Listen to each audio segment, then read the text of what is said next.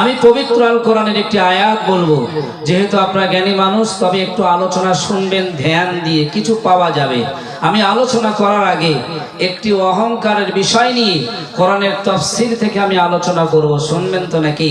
কোরআনের তাফসীরে বলা হয়েছে, মহান আল্লাহ বলেছেন, ওয়া তুইজ্জু মান তাশা ওয়া তুযিল্লু মান তাশা। বান্দা, আমি ইচ্ছা করলে কাউকে 10 তলা থেকে আবার গাছের তলায় নামাতে পারি, আর আমি আল্লাহ ইচ্ছা করলে এই গাছতলা থেকে তুলে 10 তলায় নাম দিতে পারি। জোরে বলুন সুবহানাল্লাহ। আল্লাহ পারে তো নাকি? পয়গম্বর সুলাইমানের একটা কাহিনী শুনলে অবাক হবেন। আমি অনেক কথা বলবো, তবে এই কাহিনীটা একটু শুনে রেখে দেন। কত বড় মর্যাদাবান আমার আল্লাহ কিনা পারে এই ঘটনার মধ্যে বলে দিয়েছেন। পবিত্র আল কোরআনে অনেক নবীদের নাম এসেছে। একজন নবীর নাম হলো আদম, কারো নাম শীষ, কারো নাম সুলাইমান, কারো নাম ইয়াহইয়া, কারো নাম জাকারিয়া, কারো নাম ইলিয়াস। এইভাবে সমস্ত নবীর নাম দিয়েছে, কিন্তু প্রত্যেক নবীদের এক একটা মুজিজা ছিল, ঠিক না ঠিক? কোন নবীর 3টে, কোন নবীর 4টে, আর আমার আপনার নবী মুহাম্মাদুর রাসূলুল্লাহর মুজিজা ছিল একটা নয়, দুটো নয়, 12,500-এরও বেশি। জোরে বলুন সুবহানাল্লাহ। 12,500-এরও বেশি। তো এর ভিতর একজন নবী ছিলেন যার নাম হলো সুলাইমান। সুলাইমান নবীর একটা মুজিজা ছিল হাতের আংটি। শুনেছেন তো নাকি? কোরআনে বলা হয়েছে, নবীকে বলছেন, হে নবী সুলাইমান, এই হাতের আংটি যখন তুমি পরবে, বিশ্ববাসী তখন তোমার তাবে হয়ে যাবে।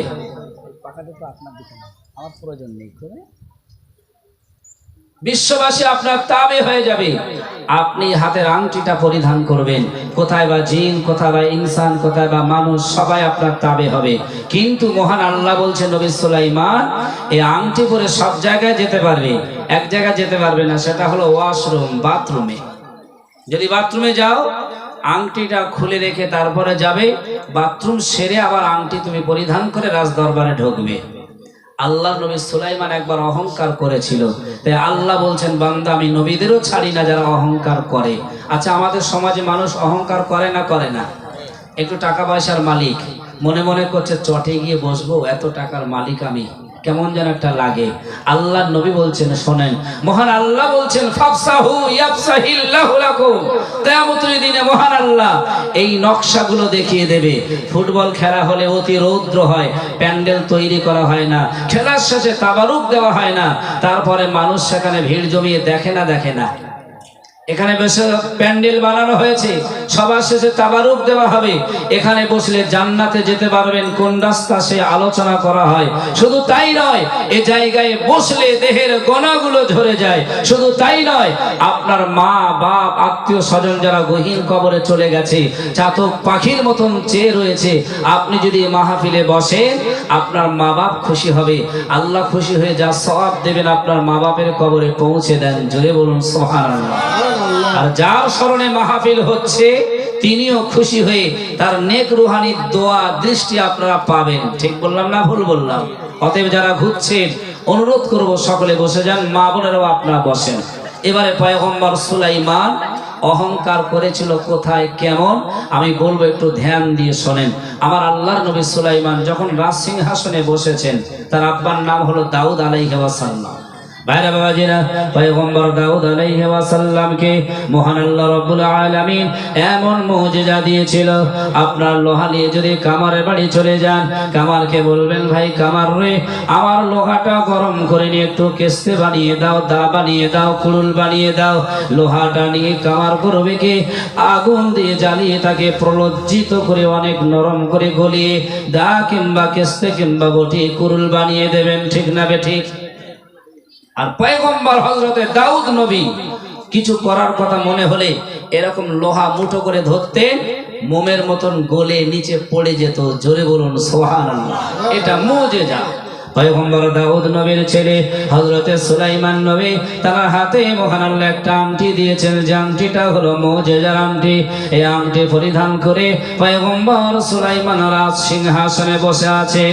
একদিন নবী সুলাইমান মন্ত্রী মহোদয়দের ডেকে বললেন, হে মন্ত্রী মহোদয়, আমি পয়গম্বর সুলাইমান জীবনে এখন যুবক বয়স বিবাহ করিনি, তবে একজন মেয়েকে বিবাহ করতে চাই। তোমরা সেই মেয়েটার সন্ধান খুঁজে দেখো ওই মেয়েটা যদি আমার বিবাহের ব্যবস্থা তানি রাজি হয়ে যায়, আমি পয়গম্বর সুলাইমান ওই মেয়েটাকে বিবাহ করব।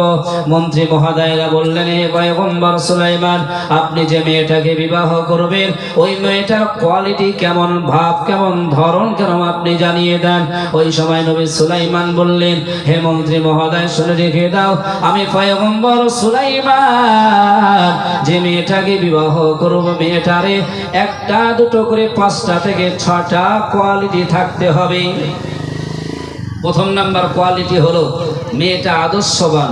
দ্বিতীয় নম্বর হলো আল্লাহওয়ালা হতে হবে, পর্দাশীলা হতে হবে, আমানতদার হতে হবে এবং মেয়েটা রূপসী হতে হবে। শেষতম শর্ত হলো ওই মেয়েটার বাপের ধন সম্পত্তি, টাকা পয়সা অনেক থাকতে হবে। আর শরিয়াতে বলা হয়েছে কুফু, তোমরা ভজিয়ে মিলিয়ে বিবাহ করো। এখন আপনাদের গ্রামে এমএলএ কিংবা এমপির একটা মেয়ে আছে, আর কোন রিকশাওয়ালা যদি মনে মনে করে এমএলএর মেয়েটাকে আমি বিবাহ করব, এই খবর যদি এমএলএ শোনে পিঠের চামড়া থাকবে বলে মনে হয়? সমস্যা আছে। সেজন্য রাসূলুল্লাহ বলেছে, আর 1400 বছর আগে মহান আল্লাহ বলেছে তোমরা ভজিয়ে মিলিয়ে বিবাহ করো। তাই পয়গম্বর সুলাইমানের এত টাকা পয়সা রয়েছে, তাই তিনি বললেন আমি যে মেয়েটাকে বিবাহ করব ওই মেয়েটার বাপের অনেক টাকা পয়সা থাকতে হবে আমার মতন। এই কথা চতুর্দিকে ছড়ে গেল, সব মেয়ের বাপেরা শুনলেন, পয়গাম নিয়ে আসলো, কিন্তু নবী সুলাইমান কারো কথা গ্রহণ করে না। 1 বছর পার হয়ে গেল। একদিন পয়গম্বর সুলাইমান সিংহাসনে বসে আছেন মনটা খারাপ করে। মন্ত্রীরা জিজ্ঞাসা করলো, হুজুর আপনার মনটা খারাপ কেন? মন্ত্রী মহোদয়দের বললেন, শোনো, আমি পয়গম্বর সুলাইমান আজকে বসেছিলাম, একজন মেয়ে আমার কাছে চিঠি পাঠিয়েছে। ওই চিঠিটা যিনি পাঠিয়েছেন একজন সামান্য জেলের ঘরের মেয়ে, মাছ ধরে, ছোট্ট ঘরে তার জেলে না, একদিন মাছ ধরে তো তারপর দিন খাওয়া হয়, এরকম গরিব ছোট যাদের বলা হয় জেলে, সেই জেলের মেয়ে বিবাহের প্রস্তাব দিয়েছে। তাই আমার মনটা খারাপ, তবে শুনে রেখে দাও, ওই জেলের মেয়ের এই চিঠি ছিঁড়ে আমি ফেলে দিলাম। অহংকার করেছে না করেনি? পয়গম্বর যেই অহংকার করে চিঠি ছিঁড়ে ফেলে দিয়েছে, আমার আল্লাহ ডেকে বললেন, হে নবী সুলাইমান তুমি অহংকার করেছো, শোনো, যে আল্লাহ তোমাকে নবী বানিয়েছে সেই আল্লাহ জেলেকে গরিব বানিয়ে দিয়েছে, অতএব তুমি অহংকার করেছো আর আমার পরীক্ষা তোমার উপরে শুরু হয়ে গেল। এখন মহান আল্লাহর পরীক্ষা চলছে। কেমন পরীক্ষা?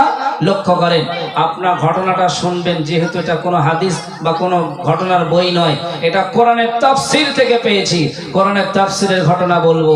এখন পয়গম্বর সুলাইমানের উপরে পরীক্ষা শুরু হলো।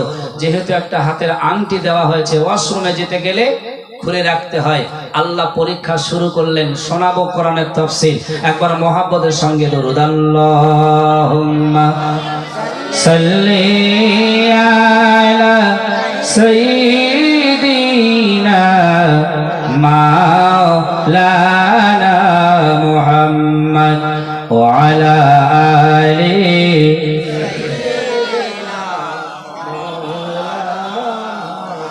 সোনার মদিনা আমার প্রাণের মদিনা, সবই ভুলিব কিন্তু তোমায় ভুলতে পারি না, সবই ভুলিব কিন্তু তোমায় ভুলতে পারি না, ভুলিনি ভুলব না ভুলতে পারি না, সবই ভুলিব কিন্তু তোমায় ভুলতে পারি না।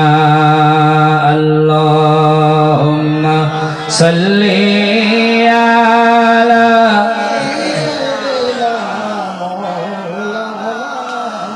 ওয়া আলা আলি সাইয়্যিদিনা।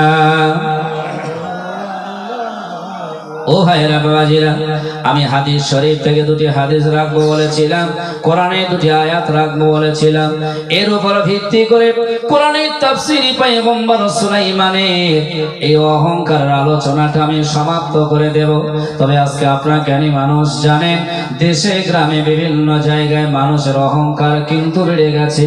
আপনাদের মসজিদ আছে কাছাকাছি, জানি না কত দূর, তবে শুনে রেখে দেন, অনেক মুসল্লিদের সঙ্গে মুসল্লির ঝগড়া হলে অনেক মুসল্লি মসজিদ যাওয়া বন্ধ করে দেয়, মনে মনে করবে তার সঙ্গে আমার ঝগড়া, তার সামনে দিয়ে মসজিদে নামাজ পড়তে যাই কি করে। আমার আল্লাহ বলছেন বান্দারে অহংকার তোমরা করবি না, এই পৃথিবীতে যতক্ষণ তোমরা চলবে ওয়াইবাদুর রহমান আল্লাহর বান্দা হিসাবে তোমরা যদি পৃথিবীতে চলো, আমি আল্লাহ তোমাদের জন্য পৃথিবীতে সুন্দর খোঁজ খবর রেখে দিয়েছি। জোরে বলুন সুবহানাল্লাহ। শুধু তাই নয়, বিশ্বনবী আমার হাদিস শরীফের মধ্যে জানিয়েছে আতাদরুনা মা আকসারু মা ইয়াদখিলুন নাসাল জান্নাতা। বিশ্বনবী আমার বললেন সাহাবীরা তোমরা কি শুনে রেখেছো, তোমরা কি জানো মানুষের দুটি কারণে জান্নাতে যাবে, মানুষ জান্নাতি হবে দুটি কারণে। একটি হলো তাকওয়াল্লাহ, আল্লাহ ভীরুতা, আর একটি হলো হুসনুল খুলক, উত্তম চরিত্র আদর্শতা। আপনাদের সমাজে জানি না কতটা মানুষ আল্লাহওয়ালা হয়েছে, উত্তম চরিত্র কতটা তৈরি করতে পেরেছে। আজকে সমাজের নেতৃত্ব থেকে নিয়ে সারা জায়গায় দেখবেন সমাজের মধ্যে আদর্শবান আর চরিত্রবান খোঁজা বড় সম্ভবপর নয়, ঠিক না বে ঠিক? রাসূলুল্লাহ বললেন আতাদরুনা মা আকসারু মিনাল জান্নাহ, ও সাহাবীরা তোমরা কি জানো আমি রাসূলুল্লাহ জানিয়েছি আতাদরুনা মা আকসারু মা ইয়াদখিলুন নাসান নার, মানুষ দুটি কারণে জাহান্নামে যাবে। একটি হলো আল ফামু, তার মুখ, আর অপরটি হলো আল ফারজু, তার লজ্জাস্থান। এই দুটি কারণে মানুষ জাহান্নামের মধ্যে চলে যাবে। এবারে পয়গম্বর সুলাইমানের উপরে মহান আল্লাহর পরীক্ষা শুরু হয়ে গেল। পয়গম্বর সুলাইমানের হাতে আংটি ছিল। মহান আল্লাহ বললেন নবী সুলাইমান এই আংটি পরে তুমি সব জায়গায় যেতে পারবে, কিন্তু ওয়াশরুম বাথরুমে তুমি যেতে পারবে না। যদি বাথরুমে যেতে হয় আংটি খুলে রেখে তারপরে বাথরুমে যাবে। আল্লাহ পরীক্ষা করছেন। আর নবী সুলাইমান একদিন বাথরুমে যাওয়ার জন্য তিনি যাচ্ছেন, হঠাৎ যেতে যেতে মনে পড়ে গেল আংটিটা তো খুলে আমার রাখতে হবে, নইলে আল্লাহ আংটি মুজিজার আংটি তিনি বরবাদ করে দিতে পারে। তাই নবী সুলাইমান হাতের আংটিটা খুলে নিয়ে দেহরক্ষী জেনের কাছে দিয়ে বললেন জেন তুমি এখানে দাঁড়াও, আমি বাথরুম সেরে আসবো আর আংটি তোমার কাছে থেকে নিয়ে নেব। কিন্তু পরীক্ষা হচ্ছে আল্লাহ। আমার আল্লাহ জিন জাতির ভিতরে একজন জিনকে ডেকে বললেন, তার নাম হলো সাখর। আল্লাহ বললেন সাখর তুমি নবী সুলাইমানের আকার নিয়ে চলে যাও, নবী সুলাইমানের আকৃতি ধরে তুমি ওই জিনের কাছে আংটিটা চেয়ে নিয়ে নাও। এখন একটা জিন নবী সুলাইমানের আকার নিয়ে নকল সুলাইমান সেজে ওই জিনের কাছে গিয়ে বলল, দাও আমি সুলাইমান এসেছি, আংটিটা দিয়ে দাও। এখন জিন সঙ্গে সঙ্গে জিনের হাতে আংটিটা দিয়ে দিলেন। আর এটা মুজিজার আংটি, যেই জিন হাতে পড়েছে গোটা বিশ্ব তার তাবে হয়ে গেল। এখন ওই নকল সুলাইমান সেজে ওই জিন রাজ সিংহাসনে বসেছেন, আর বসে বলছে এই মন্ত্রী মহোদয় শোনো, নকল সুলাইমান হিসাবে কেউ যদি রাজ দরবারে ঢোকে আর দাবি করে আমি সুলাইমান, তাহলে তাকে এমন করে পেটা দেবে যেন আর দ্বিতীয়বার না বলে। এখন আপনারা জ্ঞানী মানুষ সত্যি কথা বলেন, চিনলে আসল সুলাইমান কোথায়? হ্যাঁ, আসল সুলাইমান হলো বাথরুমে, আর নকল সুলাইমান হলো রাজ সিংহাসনে। ভালো করে বুঝবেন, কোরআনের তাফসীর এটা হচ্ছে। এবারে পয়গম্বর সুলাইমান তিনি বাথরুম সেরে ওয়াশরুম থেকে বার হলেন, হয়ে বলছে বাবা আংটিটা দাও। এখন ইনি বলছে তুমি আবার কে? বলে আমি তো সুলাইমান, আমাকে চিনিস না? জেন বলছে ও তাহলে তুমি তাহলে নকল সুলাইমান, ভিতরে যাও বুঝবা কোনি ব্যাপার। ওখানে সুলাইমান বসে আছে আর তুমি নকল সুলাইমান হিসাবে দাবি করছো, যাও বুঝবা কোনি। এখন আল্লাহর নবী সুলাইমান তিনি যেই রাজদরবারে ঢুকলেন, নকল সুলাইমান সিংহাসন থেকে বলছে হে মন্ত্রী মহোদয় দেখো ওই যে নকল সুলাইমান ঢুকেছে, তোমরা ধরো মারো যেন দ্বিতীয়বার সুলাইমান বলে দাবি না করতে পারে। এখন মন্ত্রী মহোদয় আসল সুলাইমানকে নকল ভেবে এত মারলেন, বেহুশ হয়ে গেলেন। এরা মনে করে উনি মারা গেছে, তাই ওনাকে নিয়ে নদীর চরে ফেলে আসলেন। আচ্ছা পয়গম্বর নবী সুলাইমান রাজ সিংহাসন রাজ দরবার সবকিছু আল্লাহ ছেড়ে নিলেন কেন বলেন তো দেখি? অহংকারের কারণে, ঠিক না বেঠিক? আজকে সমাজের বুকে অনেক মানুষের অহংকার রয়েছে, অহংকার মানুষের মধ্যে। তাই আল্লাহ বলছেন বান্দা পৃথিবীতে অহংকার করবি না, আমি আল্লাহ সব দিয়েছি। ইন্নাল্লাহা হুয়ার রাজ্জাকু যুল কুওয়াতিল মাতিন। তোমাদের যত রুজি আছে তোমরা যা খাও তার মালিক আমি আল্লাহ। জোরে বলুন সুবহানাল্লাহ। আমি রুজি দেই তাই তোমরা খাও, আর আমি যদি না দেই পৃথিবীর কোনো সরকার নেই তোমাদের রুজি দেবে। শুধু তাই নয়, ও আনজালনা মিনাল মুসিরাতি মাআন সাজ্জাজা, ওই আসমান থেকে যদি আমি আল্লাহ পানি না দিতাম তোমাদের চাষবাস কিছুই হতো না। জোরে বলুন সুবহানাল্লাহ। আল্লাহ বলছেন ওয়াস সামাআ বানাইনাহা, আমি আল্লাহ বানিয়েছি তোমাদের মাথার উপরে আসমানটাকে। সামান্য একটা প্যান্ডেল দেখছেন চতুর্দিকে খুঁটি, যদি খুঁটি না থাকে প্যান্ডেল থাকবে বলে মনে হয়? আল্লাহ বলছেন ওয়াস সামাআ বানাইনাহা বিআইদি, হে বান্দা শোনো, তোমাদের মাথার উপরে আমি আল্লাহ গোটা আসমান বানিয়েছি। এই আসমানে কোনো খুঁটি নাই, কোনো দড়ি নাই, বিনা বাঁধনে আমি আল্লাহ তোমাদের জন্য রেখে দিয়েছি। জোরে বলবেন? জোরে হবে না সুবহানাল্লাহ? আমার আল্লাহ পরে কোনে বললেন ওয়াল আরদা ফারাশনাহা ফানিমাল মাহিদুন, হে পৃথিবী বান্দা তোমরা শুনে রেখে দাও, আমি আল্লাহ তোমাদের জন্য জমিনটাকে বিছানার মতন বিছিয়ে দিয়েছি। কখনো বা তোমরা রাস্তাঘাট বানাও, কখনো বা তোমরা বাড়ি গাড়ি তৈরি করো, কখনো বা তোমরা চাষবাস তৈরি করো, আমি আল্লাহ সেটা তোমাদের জন্য বিছানার মতন বিছিয়ে দিয়েছি। ওয়া মিন কুল্লি শাইইন খালাকনা যাওজাইনি লাআল্লাকুম তাযাক্কারুন।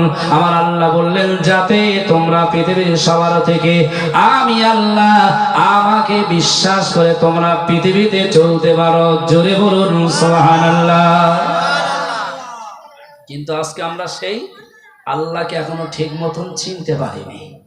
আপনাদের এলাকায় মনে হয় সবাই জানে, ঠিক না বেঠিক?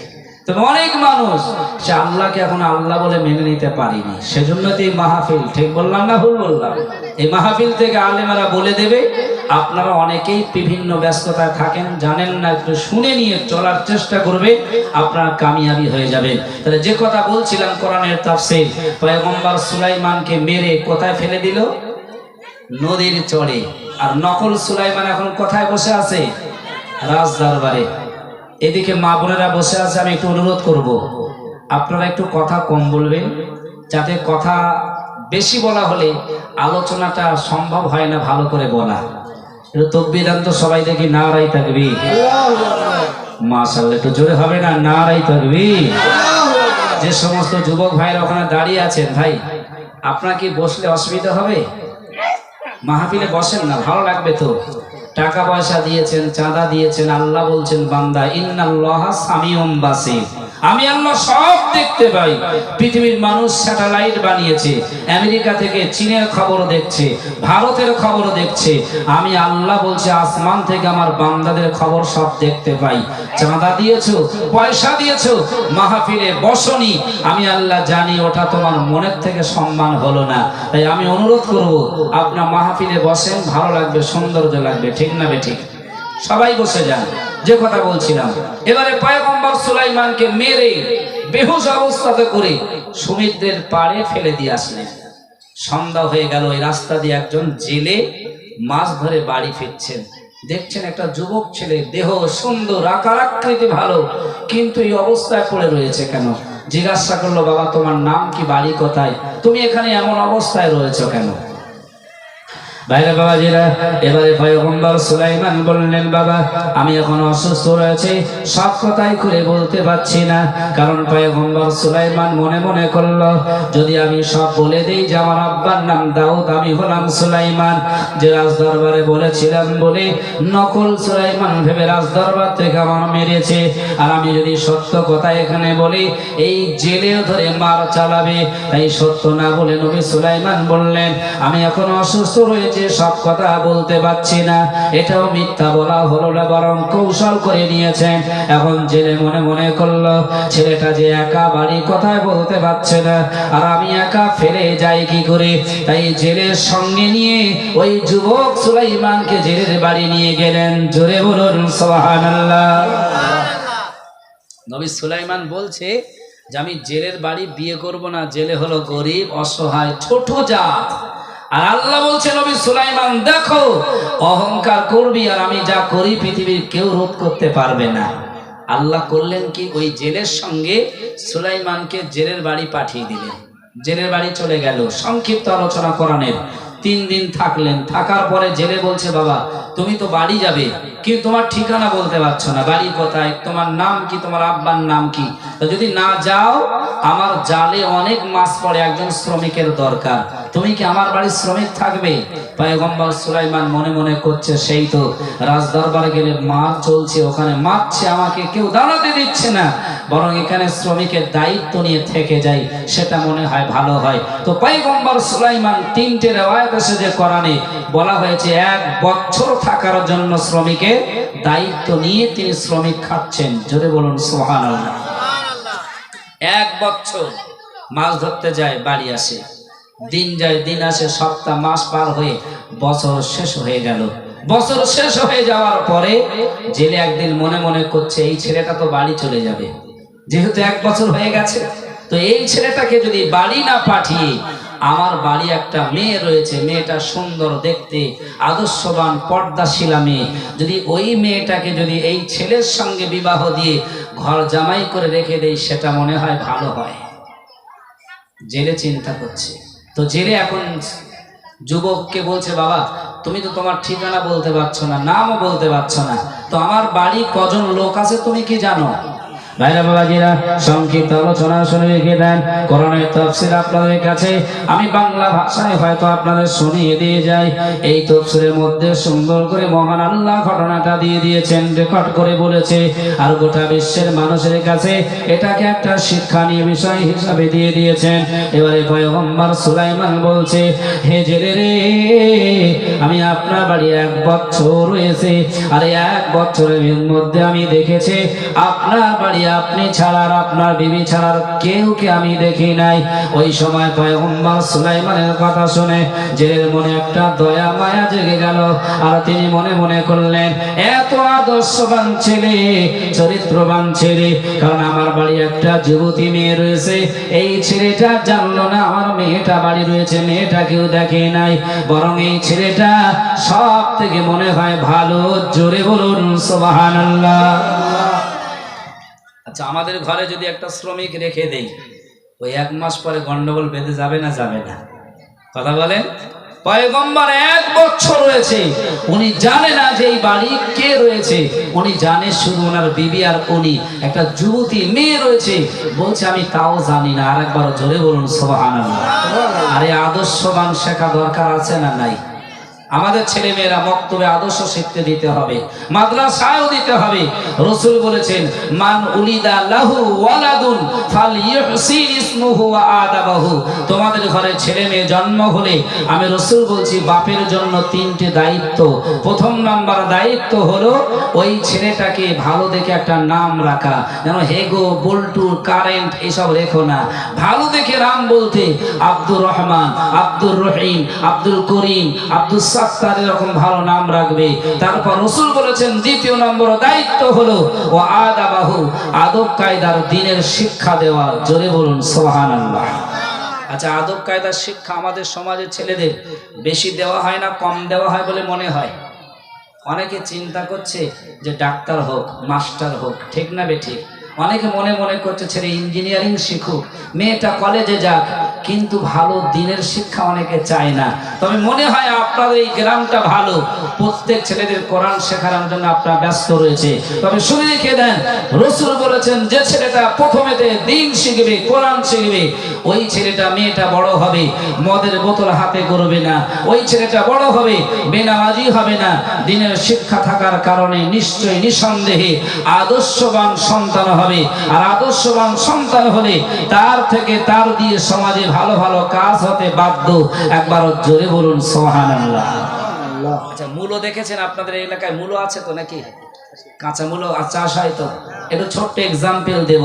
ধরে নেন একটা মূলো নিয়ে আপনারা সকালবেলা উঠলেন, ব্রাশ করার পরে খালি পেটে একটা মূলো খেয়ে নিলেন, মূলো খাওয়ার পরে চা বিস্কুট খেলেন, কিছুক্ষণ পরে পান্তা কিংবা গরম ভাত খেলেন, তারপর দুপুরবেলা গোসল করে ভাত খেলেন, ঘুমিয়ে গেলেন, বিকেল বেলা উঠে চা পানি খেলেন, সন্ধ্যাবেলা নাস্তা খেলেন, রাতের বেলা ভাত খেয়ে আপনি ঘুমিয়ে পড়লেন। সকালবেলা যদি ঘুম থেকে উঠে একটা ঢেঁকুর ওঠে, সত্যি কথা বলবেন, কিসের গন্ধ থাকবে? মূলো থাকবে তো নাকি? আচ্ছা, যে মূলো খেয়ে সবকিছু চাপা দিলেন, তারপরে সেই মূলের গন্ধ ফুটে উঠলো। রাসূল বলেছেন, তোমাদের সন্তান যখন ছোট থাকবে, ব্রেনটা সে সময় যদি দিনের শিক্ষা একটু দিয়ে দাও, দিনের শিক্ষা যদি কোরআনের শিক্ষা দাও, আমি রাসূল বলছি ওই ছেলে মেয়ে যত বড় হোক না কেন নিশ্চয়ই আদর্শবান ছেলে হবে। জোরে বলুন সুবহানাল্লাহ। জোরে হবে तकबीर नारे रिसालत गायस का दामन पीर मुर्शिद का दामन नारे तकबीर नारे रिसालत। তাই মহান আল্লাহর নবী বলেছেন, মান উলিদা লাহু ওয়ালাদুন, হে পৃথিবীর মানুষ, তোমাদের কাছে যখন কোনো সন্তান জন্ম হয়, ইসমুহু, ভালো দেখে একটা নাম রেখে দাও, ওয়া আদাবাহু, আদব কায়দার শিক্ষা দাও, আর ফাইন বালাগা ফালিউজাউবিজুহু, ওই ছেলে মেয়ে প্রাপ্ত বয়স হলে ভালো ছেলে আর মেয়ে দেখে তার বিবাহের ব্যবস্থা বানিয়ে দাও। এখন আপনাদের কাছে ছোট্ট একটা ম্যাজিকের কথা বলবো, শুনবেন নাকি? ম্যাজিক ভালো লাগবে, একটু তাকবীর দেন, নারায়ে তাকবীর, জোরে হোক নারায়ে তাকবীর। এখন ম্যাজিক একটু ধ্যান দিয়ে শুনবেন। আমি ম্যাজিকটা বলার উদ্দেশ্য হলো দিন শিক্ষা দিলে লাভ হবে না লস হবে, ছোট্ট ম্যাজিকের মাধ্যমে আপনারা বুঝতে পারবেন। এখন এক বুড়ো আর বুড়ি রাতে বেলা ঘুমিয়ে আছে ঘরে। বুড়ি এখন ডেকে বলল, বুড়ো, আমাদের তো 3টে ছেলে, একটু ভাগ করে নেওয়া হোক। বুড়ো বলছে, ছেলে আবার ভাগ করবে কি করে? বুড়ি বলছে, আমি ছোট ছেলেটাকে নেই, আর বড় আর মেজো ছেলেটা তুমি নাও। বুড়ো বলছে, আচ্ছা ঠিক আছে তাই হোক, আমি বড় আর মেজো ছেলেটাকে নিলাম, আর তুমি ছোট ছেলেটাকে নাও। এখন ছোট ছেলেটাকে নিয়ে মা মক্তবে ভর্তি করেছে, আর আব্বার টাকা পয়সা জমি জায়গা সব আছে। বুড়ো উনি করলেন কি, দুটো ছেলেটাকে নিয়ে ইংলিশ স্কুলে ভর্তি করে দিয়েছে। 4 পাস করেছে, 6 পাস করেছে, 10 পাস করেছে, উচ্চ মাধ্যমিক BA শেষ করেছে। ছেলে দুটো দুজনাই চাকরি পেয়ে গেল। আর ছোট ছেলেটা করলো কি, মাদ্রাসায় পড়ে কোরআন শিখতে শিখতে দীর্ঘ ক বছর যাওয়ার পরে হাফেজ হলো। হাফেজ হয়ে যাওয়ার পরে মাওলানা হতে মাত্র 1 বছর বাকি মিশকাত শরীফে পড়ছে। একদিন বুড়ি বুড়োকে ডেকে বলছে, বুড়ো, আমি একটা ম্যাজিক শিখেছি, দেখবে? বুড়ো বলছে, তুই আবার কোথায় থেকে ম্যাজিক শিখলি? কেমন ম্যাজিক দেখি? বুড়ি বলছে, বুড়ো, যদি ম্যাজিক দেখতে হয় তাহলে ঘরের ভিতর তোমাকে বসতে হবে, আর সামনে উঠান, তার সামনে হলো রান্নাঘর, অর্থাৎ মাঝখানে উঠোন রয়েছে, ঘর মাঝখানে উঠোন, তারপরে রান্নাঘর। এখন বুড়ি রান্নাঘরে গিয়ে দরজা লাগিয়ে দিয়ে বলছে, বুড়ো, আমি যখন 1 2 3 বলবো তুমি দরজা খুলে দেবে, ম্যাজিক দেখতে পাবে। এখন বুড়ো চিন্তা করলো, বুড়ি আবার কোথায় থেকে ম্যাজিক শিখে এসেছে দেখি। এখন বুড়ো যখন ঘরের দরজা লাগিয়ে দিল, বুড়ি এখন দরজা বন্ধ করে বলছে 1 2 3। বুড়ো দরজা খুলে দেখছে, বুড়ি চুলোর ভিতরে মাথা ঘুষে দিয়ে পাটা উপরের দিকে দিয়ে চিল্লাচ্ছে। এখন আপনারা বলেন, আমাদের কোনো স্ত্রী যদি এরকম করে, আমরা কি তাকে তুলবো না আগে ছুটে পালাবো? কথা বলেন, তুলবো। এখন বুড়ো দৌড়ে গিয়ে বুড়িকে যেই তুলে ধরেছে, আর বুড়ি বলছে, চিল্লে, কে কোথায় আছো, ছুটে আসো, এই বুড়ো আমাকে চুলের ভিতরে মাথা ঘুষি দিয়ে মেরে ফেলছিল। বুড়ো চিন্তা করছে, সর্বনাশ, বিপদের শেষ নেই, যেহেতু মেয়ে ছেলে অনেক রকম কিছু তৈরি করে। এখন আমার পিঠের চামড়া বাঁচাতে গেলে এখান থেকে পালাতে হবে। আপনাদের দেশ গ্রামে গোলা আছে? গোলা আছে তো, ধানের গোলা। কটা দরজা হয় বলে মনে হয়? একটা, স্বাভাবিক।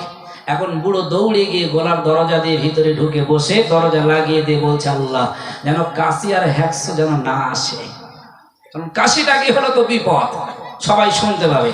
ভাইরা বাবাজিরা, ভোলামাই বুঝবেন না, আমি আপনাদের বোঝাতে চাইছি দিন শিক্ষা দিলে কতটা লাভ হয়, আর দিন শিক্ষা না দিলে ওই সন্তানের থেকে কতটা লাভ পাওয়া যায়। এখন বুড়ো গলার ভিতরে বসে রয়েছে, দেশবাসী মানুষ সবাই এসে বলল, বুড়িমা কি হয়েছে বলো, তোমার চোখে পানি কেন? ওই সময় বুড়িমা বলতে লেগেছে, কিছুক্ষণ পরে বড় ছেলে চাকরি থেকে বাড়ি এসেছে, মায়ের কান্না দেখে বলছে, মা আপনি কাঁদেন কেন, কি হয়েছে বলেন বলেন। ওই সময় জনম দুঃখিনী মা বললেন, বেটারে, তোর আব্বা জান বুড়ো আমাকে চুলোর ভিতরে মাথা ঘুষি দিয়ে মেরে ফেলছিল, সাই মাকা আমার সব জায়গায় রয়ে গেল। এখন বড় ছেলে বাজার হাত বাজার রেখে দিয়ে বলল, মা বাড়ির শাবলটা কোথায়? শাবল? বড় ছেলে বলছে, মা শাবল কোথায়? এখন বড় ছেলে যদি শাবল কথা বলে, বাপ যদি শুনতে পায়, বাপের মনে কি হবে? বাপ ফের বলছে, আল্লাহ যেন কাশি টাশি না আসে, খবরদার, বিপদ শেষ নেই। বাইরে বাবাজিরা কিছুক্ষণ পরে মেজে ছেলে ঘরে ঢুকেছে। এখন মেজে ছেলে যেই না ঘুরেছে, মায়ের কান্না দেখে বলল, মা কি হয়েছে বলো, আমার বাড়িতে এত লোকজন কেন, তোমার কান্না কেন, কি হয়েছে? ওই সময় মা বলল, বেটা রে, তোর আব্বা জান বুড়ো এত বড় বদমাশ হয়ে গেল, আমাকে আজকে ফাঁকা পেয়ে চুলোর ভিতরে মাথা ঘুষি দিয়ে মেরে ফেলছিল। বাবা, হয়তো তুই আমার মরা মুখ দেখতে, সারা জীবিত মুখ দেখতে পেতিস না। এখন মেজে ছেলে রাগ বেড়ে গেল, হাট বাজারের ব্যাগটা রেখে দিয়ে বলল, মা বাড়ির মুগুর কোথায়, মুগুর? এখন বড় ছেলে শাবল নিল আর মেজে ছেলে মুগুর নিল। বাপের চিন্তা ভাবনা হচ্ছে, সর্বনাশ, যদি জানতে পারে আমি গলার ভেতরে আছি তো পিঠের চামড়া তো থাকবেই না, আর কি হবে তার ঠিক নেই। আব্বার ভয় হচ্ছে। কিছুক্ষণ পরে মাদ্রাসা থেকে সেই ছোট ছেলেটা মাথায় টুপি, পরনের পাঞ্জাবি পরে টুকটুক করে বাড়ি ফিরছেন, আর দেখছেন অনেক লোকজন। মাকে বলছে, মা কি হয়েছে, এত লোক আর আপনার চোখে পানি, আপনি কাঁদছেন কেন? ওই সময় বলল, বেটারে, আমি তোর আম্মা জান, আমার কথা তুমি শুনে রেখে দাও বাবা, তুমি তো মাদ্রাসায় পড়ো, তোমার মাথায় টুপি, তোমার পায়ে পাঞ্জাবি পর্যন্ত জামা রয়েছে। হে বেটারে, তোর আব্বা জান বুড়ো আমাকে এই চুলোর ভিতরে মাথা ঘুষি দিয়ে মেরে ফেলছিল। ওই সময় বড় ছেলে শোনার পরে শাবল নিল, মেজো ছেলে শোনার পরে মুগুল নিল। এখন ছোট ছেলে শোনার পরে বলছে, মা আমি শুনে রেখে দেন, আমি হাদিস শরীফে পড়েছি, লাম তারালিল মুতাহাব্বিনা মিসলুন নিকাহ, স্বামী স্ত্রীর মধ্যে যে ভালোবাসা, প্রেম, মহব্বত, সম্পর্ক অন্য কারোর মধ্যে দেখা যায় না। জোরে বলুন সুবহানাল্লাহ। ছোট ছেলে বলল, জনম দুঃখিনী মা, আমি কোরআনে পড়েছি, হুন্না লিবাসুল লাকুম ওয়া আনতুম লিবাসুল লাহুন্না, স্বামী হলো স্ত্রীর গায়ের পোশাক, স্ত্রীরা হলো স্বামীর গায়ের পোশাক। অতএব আপনি মা, এই পৃথিবীতে আপনার কাছে সব থেকে পছন্দ আর কাছের মানুষ হলো আপনার স্বামী। অতএব স্বামী যদি ভুল করে সত্যিকারে, এটা পৃথিবীর কারোর সঙ্গে বলা তোমার জন্য ঠিক হবে না। হে জনম দুঃখিনী মা, আপনি আর কাউকে বলবেন না, বরং আব্বার সঙ্গে একই ঘরে থেকে এটাকে কম্প্রোমাইজ করে দুজনাই ঠিক করে নিতে হবে। এখন আপনারা বলেন দেখি, বড় ছেলে যখন শাবল নিল, বাপের মনে একটা কষ্ট বেড়ে গেল, কি না জানি ভাবে। আর বড় মেজো ছেলে যখন মুগুর নিল, বাপের ভয় এসে গেল। আর ছোট ছেলে যারা খাওয়া দেয়নি, পড়া দেয়নি, মা তাকে দেখেছে মাদ্রাসায় ভর্তি করেছে, ওই ছেলে যখন বলল, মা এটা আর কাউকে বলবে না, এখন ওই আব্বার ভয় লাগবে না, একটু আনন্দ আসবে। জোরে বলেন। হ্যাঁ, বাপ মনে মনে করছে, যাক এবারে মনে হয় পিঠের চামড়াটা বাঁচবে এখনই। তো ছোট ছেলে বলছে, মা আব্বা কই? সবাইকে দেখছে, আব্বাকে তো দেখছি না। এখন আব্বা গোলাপ দরজা খুলে বলছে, বাপ এই তো আমি। একটা তো দরজা নাকি, খুলে বলছে, বাপ এই যে আমি। এখন ছোট ছেলে বলছে, আব্বা ওখানে কেন? বলছে, সব বার কর, আমি সব খুলে বলছি। আব্বাকে যেই বার করেছে, মায়ের সামনে দাঁড়ালো, বলছে, বেটা তোর মা যে এমন ম্যাজিক জানে, আমি যদি আগে জানতাম তো জীবনে দেখতাম না। বুড়ি বলছে, বুড়ো ম্যাজিক আমার ওঠা নয়, আমি জানাতে চাইছি তোমার বড় ছেলে মেজো ছেলে দিনের একটু শিক্ষা দাওনি, তাই বড় হলো, একটু শোনার পরে মুগুরা শাবল নিয়ে তোমার খুঁজতে ছিল, সামনে পেলে তোমার অবস্থা খারাপ ছিল। আর এই ছোট ছেলে মাদ্রাসায় পড়েছে, তুমি মাথায় দিয়েছে, দিন শিক্ষা গ্রহণ করেছে, এ জানে পিতা মাতার কত গুরুত্ব, তাই এটাকে সমাধান করতে চেয়েছে, এটাই জানানোর জন্য ম্যাজিকটা। জোরে বলুন সুবহানাল্লাহ। তাই ভাইরা বাবাজিরা, সত্য কথা শুনে রেখে দেবেন। আল্লাহর নবী সাল্লাল্লাহু আলাইহি ওয়াসাল্লাম বলেছেন, হে পৃথিবীর মানুষ তোমরা শুনে রেখে দাও, যারা পৃথিবীতে দিন শিক্ষা গ্রহণ করে, আলেম হওয়ার দরকার নাই, হাফেজ হওয়ার দরকার নাই, শুধু মা বাপ সম্বন্ধে একটু জেনে নিতে হবে। কারণ নবী বলেছেন, হুমা জান্নাতুকা ওয়া নারুকা। হে পৃথিবীর যুবক, তোমরা শুনে রেখে দাও, তোমাদের জন্য তোমাদের আব্বা আর মা হলো জান্নাত আর জাহান্নাম। জোরে বলুন সুবহানাল্লাহ। কারণ আমাদের ছেলেরা আজকে লাইলাতুল বরাতে যায় জান্নাত খোঁজার জন্য, লাইলাতুল কদরে যায় জান্নাত খোঁজার জন্য, কিন্তু অনেক বাপ আর মা শরীর খারাপ হয়েছে, 500 টাকার ঔষধ কিনবে, ছেলের কাছে ভিখারির মতন বারবার চাইতে হয়। আল্লাহর কসম যুবকেরা, আমি হাতে ধরে ভাই হিসাবে বলতে চাই, জীবনে যা পয়সা রোজগার করো, আয় করো, তুমি তোমার বাপ মাকে আগে সন্তুষ্ট রেখে দাও। আর নবী বলেছেন যে সন্তানের প্রতি তার বাপ মা খুশি থাকবে, ওই সন্তানের কোনো দুঃখ আর কোনো ব্যথা বেদনা থাকবে না। জোরে বলুন সুবহানাল্লাহ। ঈসা নবী আল্লাহর কাছে বলছে, আল্লাহ জান্নাতে আমি যাব, আমার সঙ্গী কে হবে? আল্লাহ বলছে, নবী ঈসা তোমার জান্নাতে সঙ্গী হবে একজন কসাই। কে হবে বললেন? একজন কসাই, যে গোশত বিক্রি করে। নবী ঈসা বলছে, আল্লাহ আমি একজন নবী, আর আমার সঙ্গে জান্নাতে যিনি থাকবেন তিনি নবী নন, আলেম নন, ওলামা নন, কোন পীর নয়, একজন কসাই। ব্যাপার কি? আল্লাহ বলছে, হে নবী ঈসা তুমি দেখো ওই কসাইয়ের ব্যবহারটা কি। নবী ঈসা চলে গেলেন, গিয়ে দেখছেন কসাই সারাদিন গোশত বিক্রি করে সন্ধ্যাবেলা বাড়ি গিয়েছেন। গিয়ে দেখছেন তার জনম দুঃখিনী মা একটা রুমে কষ্ট পাচ্ছিলেন। তাড়াতাড়ি গিয়ে মায়ের কাপড় চোপড় সব খুলে গোসল করিয়ে সুন্দর কাপড় পরিধান করে দিল। মা সন্তুষ্টি হয়ে আল্লাহর দরবারে বলছে, আল্লাহ আমার ছেলের যেন জীবনে কোনো দুঃখ ব্যথা দিও না। জোরে বলুন সুবহানাল্লাহ। ওই রকম কসাই চলে গেল, আব্বার ঘরে গিয়ে আব্বাকে পরিষ্কার করে কাপড় পরিয়ে দিয়ে বলল, এবারে বাবা হাত করে বলছে, আল্লাহ এই জামানার যে নবী আছে ঈসা, আমার এই কসাই ছেলেটা যেন ঈসা নবীর সঙ্গে জান্নাতে থাকতে পারে। এ কথা শুনলেন নবী ঈসা। এবার যুবককে জিজ্ঞাসা করলো, বাবা যুবক রে, সত্যি কথা তুমি বলবে, তোমার আব্বা আর মা যে দোয়াটা করেছে ওই দোয়াটা কি কবুল হয়েছে নাকি? যুবক বলল, শুনে রেখে দেন, আপনাকে তো চিনি না, তবে আমার জনম দুঃখিনী মা যে দোয়াটা দিয়েছে কোনো দুঃখ কোনো ব্যথা যেন না থাকে, আমি আমার জীবনে কোনো দুঃখ আর কোনো কষ্ট দেখি না। জোরে বলুন সুবহানাল্লাহ। তবে এখন জান্নাত তো হয়নি, তবে নবী ঈসার সঙ্গে আমার সাক্ষাৎ হবে কিনা বলতে পারবো না।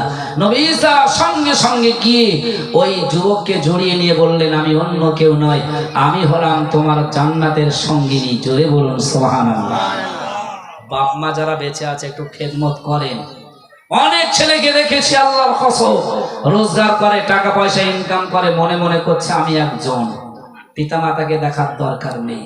আপনারা যারা বাপ হয়েছেন যুবক বয়সে ভালো করে খেয়াল করুন, সন্তান যখন ছিল গরিব, ওই বাপ মাথায় ঝুড়ি নিয়ে, কাঁধে কোদাল নিয়ে, পান্তার একটা টিফিন নিয়ে রৌদ্রে প্রচন্ড পরে দাঁড়ে কাজ করেছে, নিজের শান্তির জন্য নয়, ওই সন্তানের জন্য। ঠিক না বেঠিক?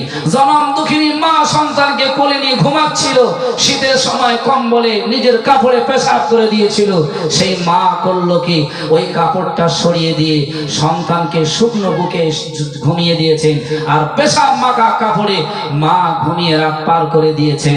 অতএব সেই মা, সে আব্বা যাদের বেঁচে রয়েছে, আজকে হাতে ধরে বলে যাব, যুবক আপনারা তাদের খেদমত করেন, আপনাদের কপাল খুলে যাবে, জীবনে কোনো দুঃখ খুঁজে পাবেন না, আপনি অভাবী হবেন না, জীবনে কোনো ব্যয়রাম আপনার হবে না, যদি আপনার আব্বা মা আপনার প্রতি খুশি থাকে। জোরে বলুন সুবহানাল্লাহ।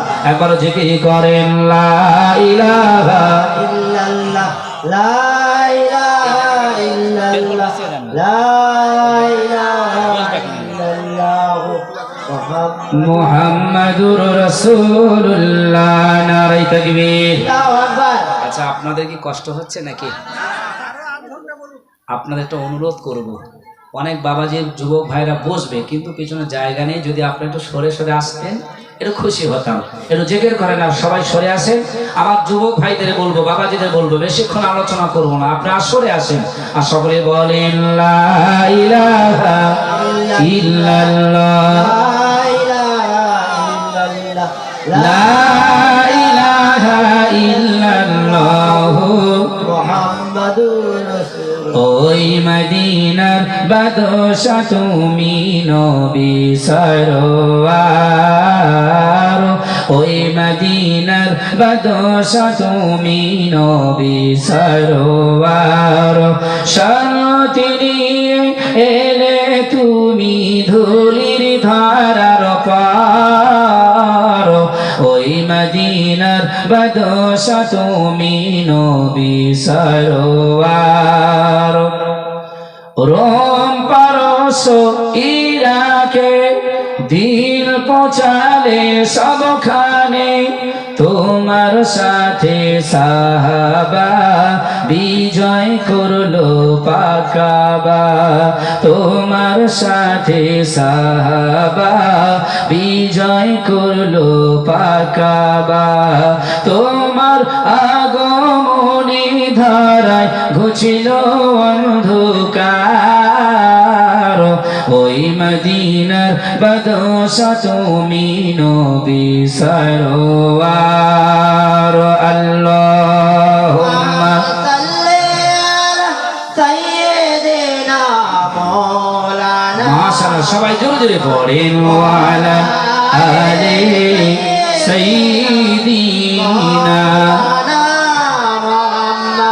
ও ভাইরা বাবাজিরা, তাহলে যাদের ঘরে আব্বা মা বেঁচে রয়েছে, আল্লাহর কসম হাতে ধরে বলবো, জান্নাতে আপনি যাবেন, জীবনে আব্বা মাকে কষ্ট দিয়ে যেতে পারবেন না।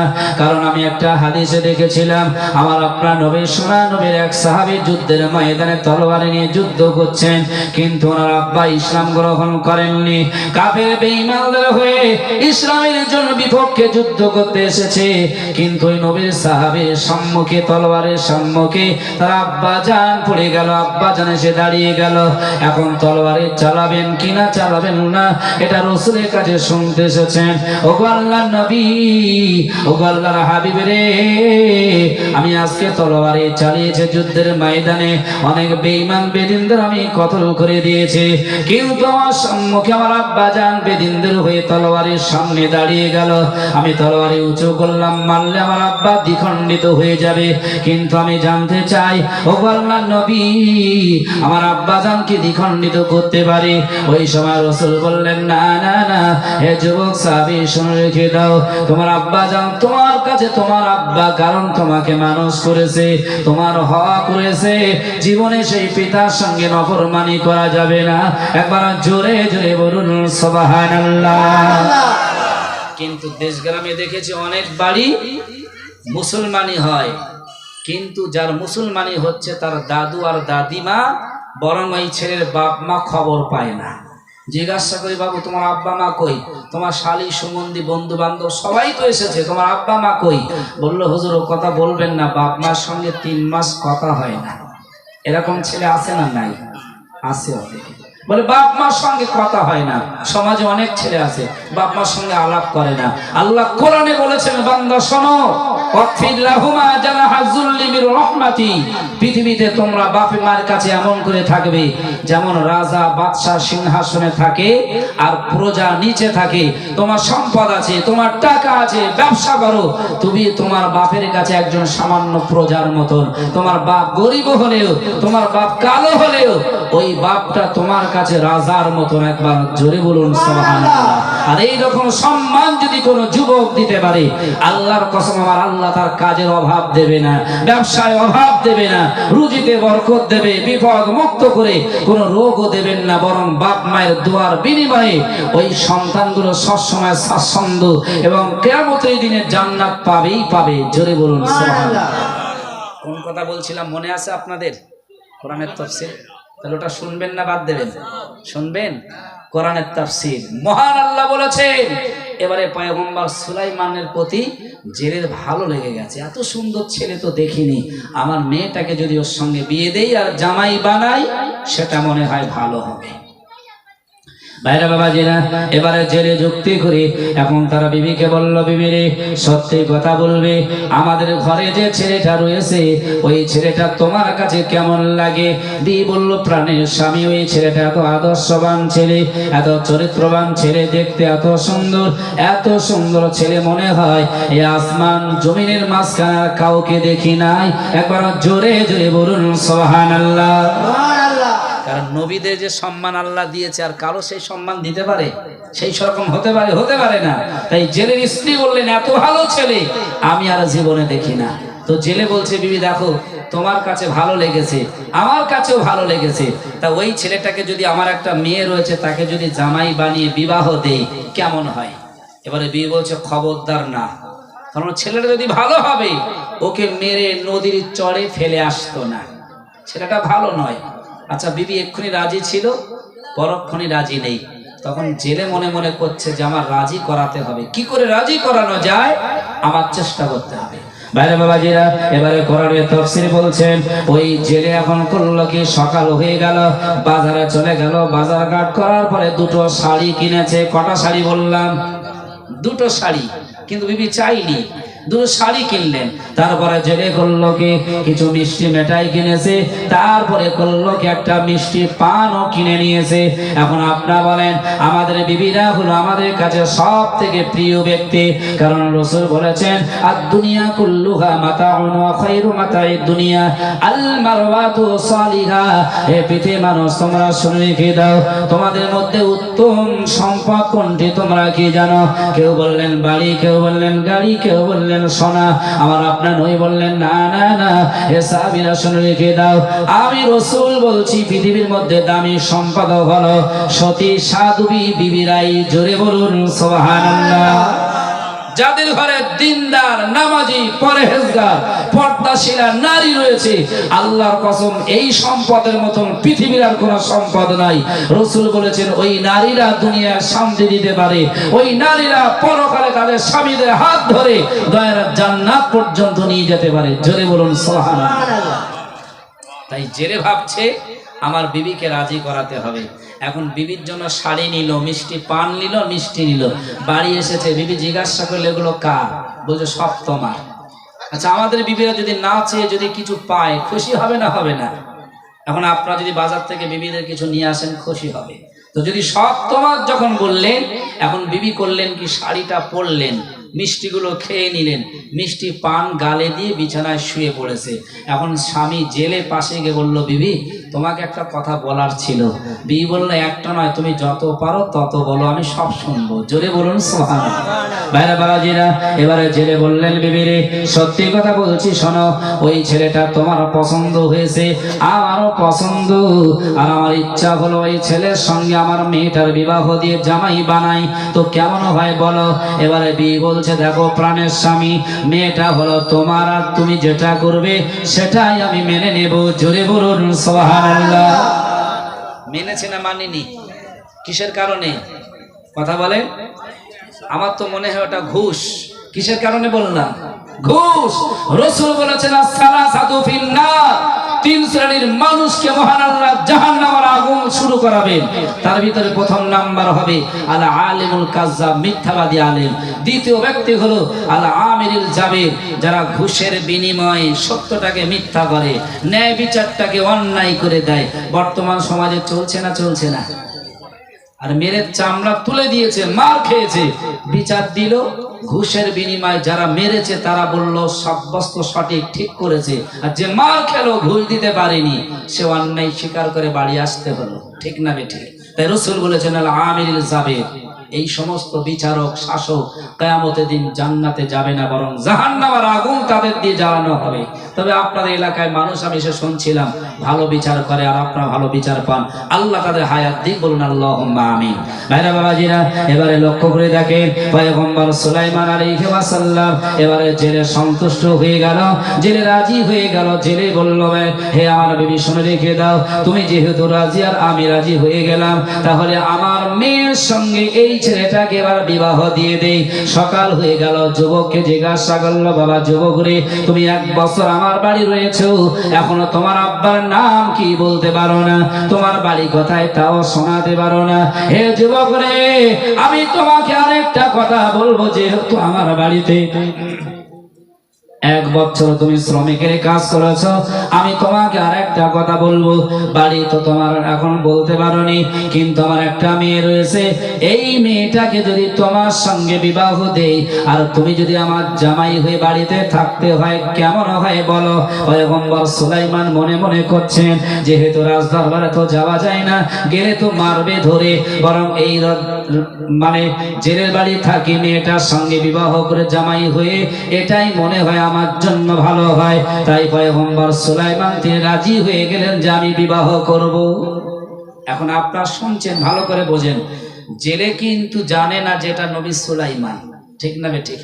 আর সুলাইমান জানে না যে যে মেয়েটা ছিঁড়ে ফেলে দিয়েছি সেই মেয়ের বাড়ি আল্লাহ আমাকে ফেলে রেখেছে। আল্লাহ পারে না? পারে না?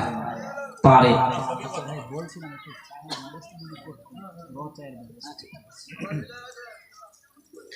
এটা তাকবীর দেন, নারায়ে তাকবীর, নারায়ে তাকবীর। রাত 12টা পার হয়ে গেছে। আপনাদের ঘুমের মানে একটু এই সময় একটু ঘুমের একটু ব্যাপার থাকে। যদি আপনারা শেষ করতে বলেন শেষ করব। আর হ্যাঁ, আমি বলতে দিই, কারণ আপনাদের কষ্ট দিয়ে কোনো মাহফিল হবে না। যদি কষ্ট না হয় তাহলে বলবো ইনশাআল্লাহ। যাক মাশাআল্লাহ। শোনেন, এবারে কোরআনের তাফসিরে বলা হয়েছে বিবাহ হয়ে গেল পয়গম্বর সুলাইমানের সঙ্গে জেলের মেয়ের। আল্লাহ বলছেন অত ইজ্জু মান তাশা অত জিল্লু মান তাশা। বান্দা, আমি আল্লাহ যেটা করি পৃথিবীর কেউ সেটা পারে না। ওয়ালা তাজআলু মা'আল্লাহি ইলাহান আখার। কোরআনের 27 পারার একেবারে দ্বিতীয় সাফার প্রথম লাইনে মহান আল্লাহ বলেছেন, বান্দা আমি যা করি সেটা পৃথিবীর মানুষের জন্য, আর পৃথিবীর মানুষ এর উপরিক্ত কেউ করতে পারে না। আরেকবার জোরে বলুন সুবহানাল্লাহ। আল্লাহু সামাদ। আল্লাহ বললেন, বান্দা শোনো, আমি হলাম অমুক ব্যক্তি। তোমরা গ্রামে ঢুকেছো, গ্রামে কারো 2 তলা বাড়ি আছে, তুমি মনে মনে করছো ওর থেকে আমি 3 তলা করব, করতে পারে, ঠিক না বেঠিক? কারো 5 বিঘা জমি আছে, কেউ মনে মনে করছে যে আমি ওর থেকে আরো বেশি জমি কিনবো, 10 বিঘা জমি হতে পারে। আল্লাহ যেটা করেছে, করছে বা করবেন, পৃথিবীর কেউ সেটা তার থেকে বেশি করতে পারে বলে মনে হয়? কোনো সরকার দেখান না যে আসমান থেকে একটু পানি বর্ষণ করে দিতে।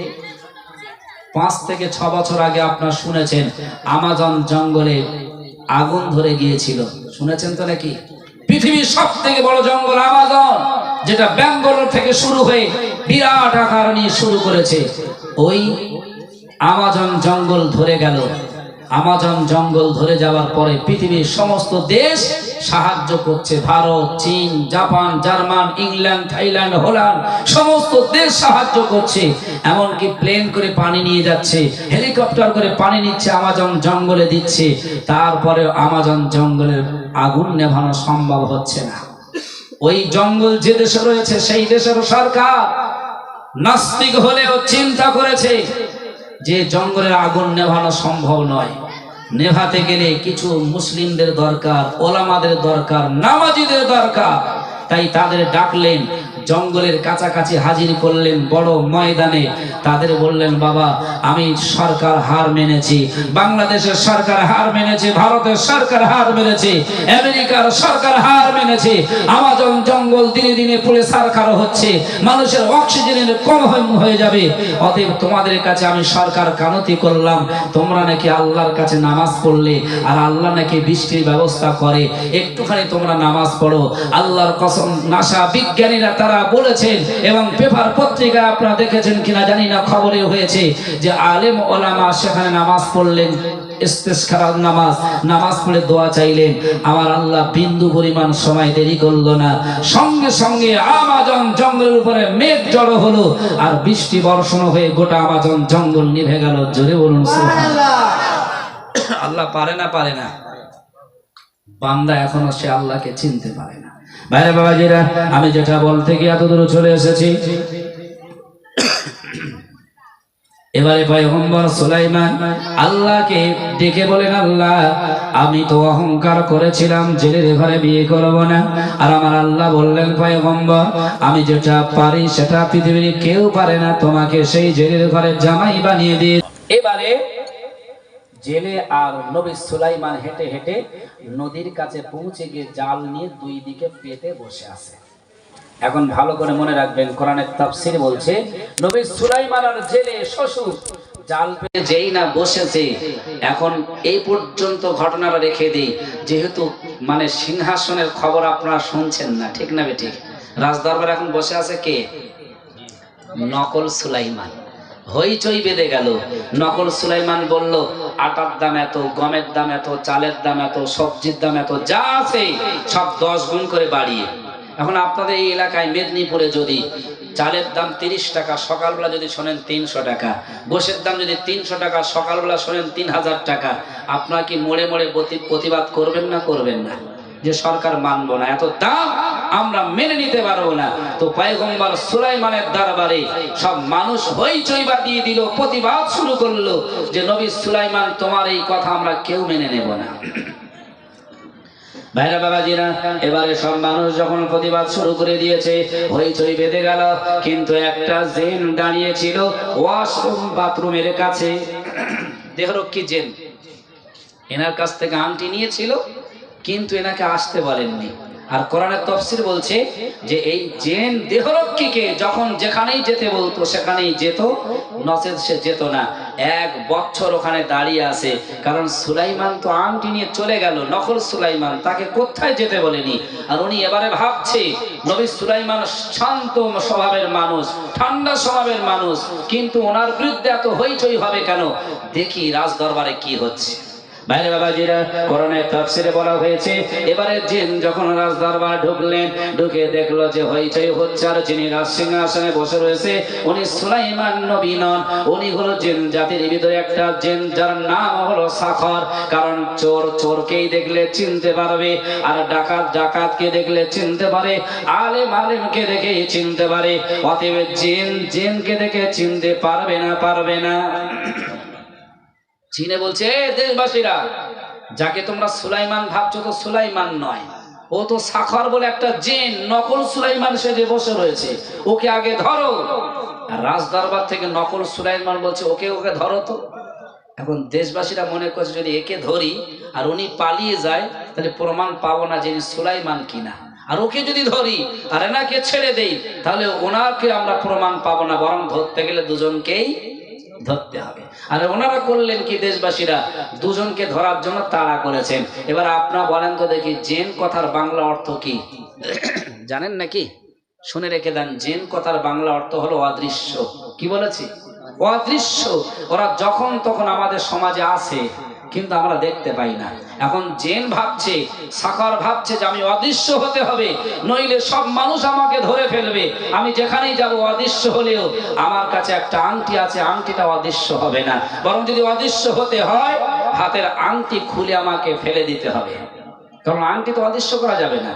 তো এখন সাফার করলেন কি, আংটিটা খুলে নিয়ে যেই না ফেলে দিয়েছেন, আর যেই ফেলেছেন অতল সমুদ্রে একটা নদীতে পড়ে গেল। আর আল্লাহ একটা মাছকে দেখে বললেন, মাছ, এটাকে খাদ্য হিসাবে তুমি খেয়ে নিয়ে নাও। জোরে বলুন সুবহানাল্লাহ। কোরআনের তাফসীরে বলছে মাছ যেই খাদ্য হিসাবে খেয়ে নিয়ে এলো। এখন আংটি যখন সুলাইমানের কাছে ছিল সবাই তার সম্মান দিচ্ছিল, যখন জিনের কাছে ছিল সবাই তার সম্মান দিচ্ছিল, আর যখন মাছের পেটে সব নদীর মাছ ওই মাছের পিছন পিছন ছুটতে শুরু করলো। জোরে বলুন সুবহানাল্লাহ। কোরআনের তাফসীরে বলা হয়েছে এবারে মাছটা অতিষ্ঠ হয়ে গেল। ওই মাছটা মনে মনে করছে যে আমি যেখানেই যাই সবাই তো সেখানেই যায়, তাহলে আমাকে লুকানোর প্রয়োজন রয়েছে, কোন একটা গন্তব্য যাওয়ার দরকার রয়েছে। তাই নদীর মাছ দৌড়াতে লাগলো, ছুটতে লাগলো, ছুটতে কোন একটা কিনারায় পৌঁছে গেল। আর সেই কিনারায় পয়গম্বর সুলাইমান আর তার শ্বশুর জাল পেতে বসে রয়েছে। এখন নদীর বড় মাছটা ওই নবী সুলাইমানের জালে যেই না পড়েছে, কোরআনের তাফসীরে এসেছে গোটা সমুদ্রের মাছ সবাইও ওই মাছের পিছন পিছন নবী সুলাইমান আর ওই জেলের জালে পড়লো। জোরে বলুন সুবহানাল্লাহ। কোরআনের তাফসীরে বলা হয়েছে অন্যান্য দিনে জেলের জালে 1 নৌকা মাছ পড়তো, 1.5 নৌকা মাছ পড়তো, কিন্তু ওই দিনে নবী সুলাইমানের শ্বশুর অতএব জেলের জালে 70 থেকে 72 নৌকা মাছ পড়েছেন। আর একবার জোরে বলুন সুবহানাল্লাহ। কারণ নবী সুলাইমান বলেছিল যে গরিব, জেলের মনে আমি কি করে বিয়ে করব, জেলে তো গরিব। আল্লাহ বলছে অত ইজ্জু মান তাশা ওয়া তুযিল্লু মান তাশা বিয়াদিকাল খায়র। হে নবী সুলাইমান, দেখো আমি আল্লাহ মুহূর্তের ভিতরে ওই জেলেকে সমুদ্রের সব মাছ জালে ফেলে 72 নৌকা মাছ দিয়ে তার বেচে আমি বড়লোক বানিয়ে দেব। আর একবার জোরে বলুন সুবহানাল্লাহ। এবারে জেলে অবাক হয়ে গেল, 72 নৌকা মাছ সব মানুষদের নিয়ে তুললেন। তোলার পরে উনি মনে করছেন এত মাছ সব তো বেচে দেব, কিন্তু ইচ্ছা হলো আজকে মেয়ের বাসর রাত, ভালো মন্দ খাওয়ানোর প্রয়োজন, তো একটা মাছ বেছে নিয়ে আমি বাড়ি নিয়ে যাব। জোরে বলবেন না সুবহানাল্লাহ। কি মজাদায়ক ঘটনা তাফসীর। এখন মাছ খুঁজতে লেগেছেন সবচেয়ে ভালো কোনটা, বাঁচতে বাঁচতে একটা ভালো মাছ বেছে নিল, দেখতে ভালো সুন্দর। আর ওই মাছের পেটে যে আংটি আছে জেলে তাও জানে না আংটিটা কার। নবী সুলাইমানের দিকে যাচ্ছে কেমন করে লক্ষ্য করেন। ভাইরা বাবাজিরা, এবারে জেলে 72 নৌকা মাছ বেচে দিল। 72 নৌকা মাছ বেচে দেওয়ার পরে ওই জেলে এবারে করলেন কি, একটি মাছ বাড়িতে নিয়ে এলো, এসে বললেন, বিবি রে, সত্যি কথা শুনে রেখে দাও, আজকে নতুন জামাই নিয়ে মাছ ধরতে গিয়েছিলাম, কিন্তু নতুন জামাই যাওয়ার পরে আমি অন্যান্য দিনে 1 নৌকা মাছ পাই, আজকে আমি নতুন জামাই ছিল তারপরে 70 থেকে 72 নৌকা মাছ পেয়েছি। এখন বেবি হাসতে হাসতে বলল, স্বামী রে, এই ছেলেকে যদি আজ থেকে 1 বছর আগে জামাই করতাম আর প্রতিদিন যদি মাছ ধরতে যেত, নতুন জামাই আর বরকতের বিনিময়ে যদি প্রত্যেক দিন মনে হয় 70 নৌকা মাছ পেতাম। জোরে বলুন সুবহানাল্লাহ। স্বামীদের আয় বেশি হলে মেয়েদের আনন্দ হয় না দুঃখ হয়? হ্যাঁ, আনন্দ হয় না? যাক, আজকে আমার স্বামীর অনেক টাকা হয়েছে। তো জেলের স্ত্রী আনন্দ করে বলছে, নতুন জামাই যে গিয়ে যদি এত মাছ হয়, তাহলে মনে হয় এই জামাই আগে 1 বছর আগে জামাই করলে আরো লাভ হতো। সংক্ষিপ্ত আলোচনা শুনে রেখে দাও। এবারে নবী সুলাইমানকে বাসর রাতে দিয়ে দেওয়া হলো মেয়েটা মাছটা কোটার জন্য। বিসমিল্লাহির রহমানির রহিম বলে মাছটা নিয়ে যেই না কুটেছে, সঙ্গে সঙ্গে মাছের পেটে থেকে একটা আংটি বার হয়ে গেল। এত সুন্দর আংটি মেয়েটা মনে মনে করলো যে আংটিটা আমি কাউকে দেব না, আব্বাকে শোনাবো না, মাকেও বলবো না, আমার কোনো বন্ধু বান্ধব কেউ দেব না, এই আংটি আমি কাছে রেখে দেব। যেহেতু মেয়েদের বিবাহ হলে বাসর রাতে স্বামীদের হাতে অনেক কিছু তুলে দেয়, কেউ বা সোনা, কেউ বা টাকা, কেউ বা বিভিন্ন হীরা মুক্তা তুলে দেয়। আমি জেলের মেয়ে, গরিব, আমার দেওয়ার মতো তো কিছুই নেই, তবে আংটি আজকে পেয়েছি বাসর রাত, আমি আংটিটা নিয়ে আমার প্রাণের স্বামীর হাতে পরিয়ে দেব। একবার জোরে বলুন সুবহানাল্লাহ। নারে তাকবীর, নারে সালাম, মাওলানা নুরুদ্দিন সাহেব জিন্দাবাদ, নারে তাকবীর। কোরআনের তাফসীরে বলছে কত সুন্দর রিওয়ায়েত ঘটনা। এবারে পয়গম্বর সুলাইমান বাসর রাতে মেয়ে চিন্তা করলো, আংটি কারোর দেব না, এই আংটি আমি আমার স্বামীর হাতে পরিয়ে দেব বাসর রাতে। বাসর রাত এসে গেল, খাওয়া দাওয়া শেষ, এখন মেয়ের মা মেয়েকে সাজিয়ে গুছিয়ে বাসর রাতে নিয়ে গেল। বলছে, জামাই, আমার মেয়ে আজ থেকে তোমার হাতে ছুপে দিলাম বাসর রাত, তোমাদের পরিচয়ের রাত, তোমরা তোমাদের পরিচয়টা করিয়ে নিয়ে নাও। বলে শাশুড়ি ঘর থেকে বেরিয়ে গেল, ঘরের দরজা বন্ধ হলো, আলো অফ হয়ে গেল। এখন ব্যাপারটা হলো কি, নবী সুলাইমান ঘরের এক কোণে আর স্ত্রী ঘরের আরেক কোণে বসে রয়েছে, কেউ কারোর সঙ্গে কথা বলে না।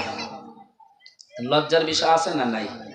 লজ্জার বিষয়, যেহেতু 1 বছর ওই বাড়ি ছিল, নবী সুলাইমান মেয়ের সঙ্গে কথা বলেনি, আর মেয়েটাও সুলাইমানের সঙ্গে সাক্ষাৎও করেনি। এর মাঝে লজ্জা থাকবে না? থাকবে না? আর আমাদের সমাজে যদি বিয়ে হয় বাসর রাতে, স্ত্রীদের স্বামীরা বলবে 3 বছর ফোনে কথা হয়, আজকে লজ্জার কোনো দরকার আছে? ফোনে সে তো গন্ডগোল চলছে নাকি?